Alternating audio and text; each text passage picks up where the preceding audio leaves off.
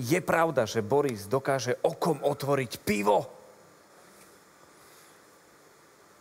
No áno, áno aj nie.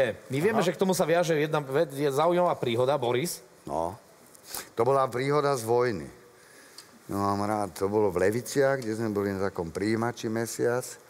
A raz jeden taký, myslím, že to bol kapitán, rozprával čosi veľmi, veľmi zaujímavé.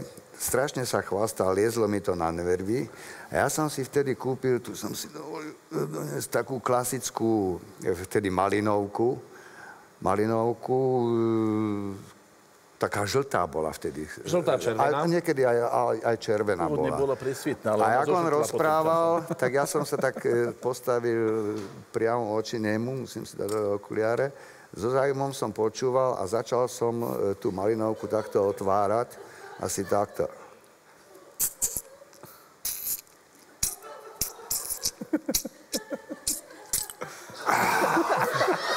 A takto som to robil a potom...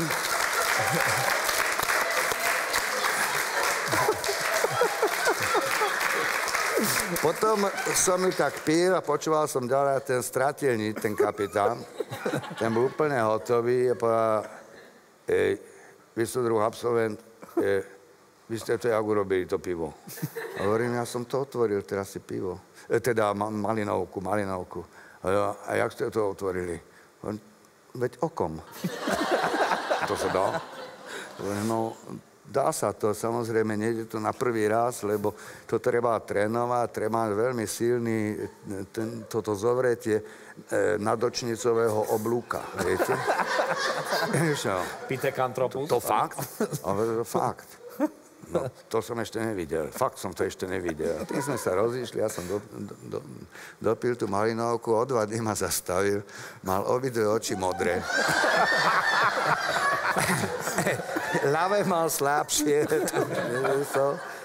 a mal tmavé brýle. A bolo vidno, jak to má opuchnuté a potom pozrite sa. Vidíte?